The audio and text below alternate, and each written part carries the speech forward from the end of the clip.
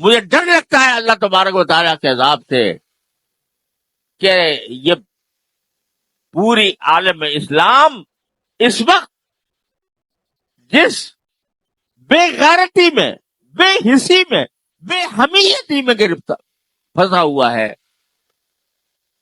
کہیں اللہ تعالیٰ کو ناراض کر کے یہ پورے عالم اسلام کے لیے تباہی کا پیش خیمہ نہ ہو۔ رمضان کا مہینہ مواسات کا مہینہ پہلا، تم اپنے گلے چھوڑنے اڑا رہے ہو، تم افطار کی دعوتیں کر رہے ہو، تم لوگوں کو کے لیے کھانے تیار کر رہے ہو، ہنسی اڑا رہے ہو، عیاشیاں کر رہے ہو، اور تمہارے بھائی، تمہاری بہنیں، تمہارے بچے، تمہاری اولاد ذبح ہو رہی ہے، تاریخ کے بدترین طریقے پر ذبح ہو رہی ہے۔ 30,000 سے زیادہ بچے، عورتیں، مرد بے گناہ شہید کیے جا چکے ہیں۔ تمہارے کانوں پر جوں نہیں رنگتی اور کہتے ہو ہم رمضان منا رہے ہیں، ہم رمضان کا استقبال کر رہے ہیں۔ رمضان کا استقبال دعوتوں سے ہوتا ہے، رمضان کا استقبال بڑے بڑے کھانے کا انتظام کرنے سے ہوتا ہے، رمضان کا استقبال اللہ کے حکم کی تعمیل سے ہوتا ہے۔ کیا کیا تم نے اس رمضان کے اندر اپنے فلسطینی بھائیوں بہنوں کے لیے؟ کسی نے، ہر شخص اپنے منہ میں ڈال، اپنے گریبان میں منہ ڈال کر سوچے کیا کیا ان کی مدد کے لیے؟ کوئی ایک پیسہ تم نے خرچ کیا؟ ان کے لیے رات کو اٹھ کر اپنے بارگاہ الہی میں کوئی دعا کی؟ یہ تو کم از کم تمہارے اختیار میں تھا۔ اے عام مسلمان، تیرے ہاتھ میں حکومت نہیں تھی، تیرے ہاتھ میں فوج نہیں تھی، تیرے ہاتھ میں طاقت نہیں تھی، لیکن تو اللہ سے تو مانگ سکتا تھا۔ تو اپنے جتنے کے تیری جیب میں پیسے تھے وہ کم از کم لا کر وہ کسی طرح بھجوانے کی کوشش کر سکتا تھا، جبکہ راستے کھلے ہوئے ہیں۔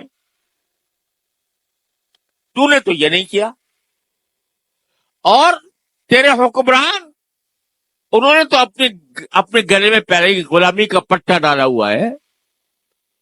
تو نے کبھی ان سے بھی یہ کہنے کی جرات نہ کی کہ ہم غلام رہنا نہیں چاہتے، اور ان کو متوجہ کرتے کہ تم یہ فلسطین کے بارے میں کیا کر رہے ہو۔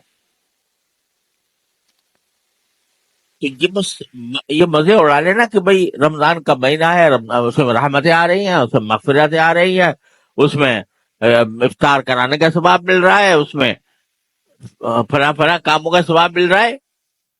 ارے ڈرو اس بات سے کہ کہیں اللہ تعالیٰ کا عذاب نہ آ جائے ہمارے اوپر، جس بے حسی اور بے غیرتی کا ہم اس رمضان کے اندر مظاہرہ کر رہے ہیں اپنے فلسطینی بھائیوں کے خلاف۔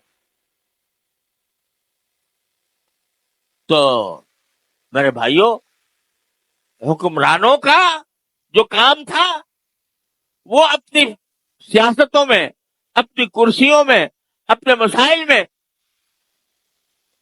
وہ ان کا سارا سوچ فکر کا محور وہ اپنی سیاست، ان کو پتہ نہیں، پتہ ہونے کے باوجود جوں نہیں رینگ رہی ان کے اوپر۔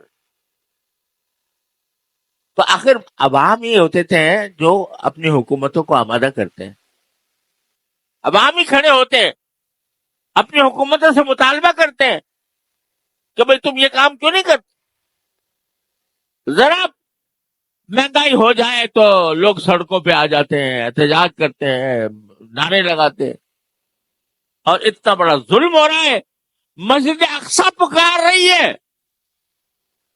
کہ ہے کون میرا رکھوالا، اور ہمارے کانوں پر جوں نہیں رنگتی۔ ہم یہ بات اپنے حکمرانوں تک نہیں پہنچا رہے۔ ڈر لگتا ہے اللہ تعالیٰ کی عذاب سے۔ تو میرے بھائیوں، اس کا شعور پیدا کرو، اس فریضے کا شعور پیدا کرو غلامی کا جوا اپنے گردن سے اتارنے کا شعور پیدا کرو, اللہ تعالیٰ سے رجوع کرو, اللہ تعالیٰ سے مانگو. جو شخص جتنی طاقت رکھتا ہے ان کو مدد پہنچانے کی وہ مدد پہنچائے. جو شخص جتنی طاقت رکھتا ہے حکمرانوں کو متوجہ کرنے کی وہ اپنی طاقت کو استعمال کرے. ورنہ آخرت کے اندر یاد رکھو, جب یہ 30,000 شہیدوں کا خون کا حساب لیا جائے گا تو حساب دینے والوں میں ہم بھی شامل ہوں گے. تم نے ان کے لیے کیا کیا تھا؟ اتنا نہیں ہو سکتا تم سے کہ تم ایک دن کی آمدنی کا 1 روپیہ تم ان کے واسطے مخصوص کر دو اور اپنی آمدنی میں سے کچھ حصہ اپنے مظلوم بہن بھائیوں کے لیے پہنچانے کا انتظام کرو. یہ بھی اگر نہیں ہو سکتا, اگر یہ بھی نہیں ہو سکتا تو مسلمان کہلانا چھوڑ دو اپنے آپ کو. اگر اتنی غیرت تمہارے اندر موجود نہیں ہے تو یہ اللہ تبارک و تعالیٰ کے کرم کا مہینہ ہے. اگر اب تک غلطی کوتاہی ہوئی ہے, معافی مانگے, توبہ کریں اللہ تبارک و تعالیٰ کی بارگاہ میں, اور آئندہ کے لیے عزم کریں ان باتوں کا جو میں کہہ رہا ہوں. اللہ تعالیٰ اپنے فضل و کرم سے رحمت سے ہم سب کو صحیح فہم عطا فرمائے اور اس کے مطابق صحیح طریقے کے مطابق عمل کی توفیق عطا فرمائے. وآخر دعوانا الحمدللہ.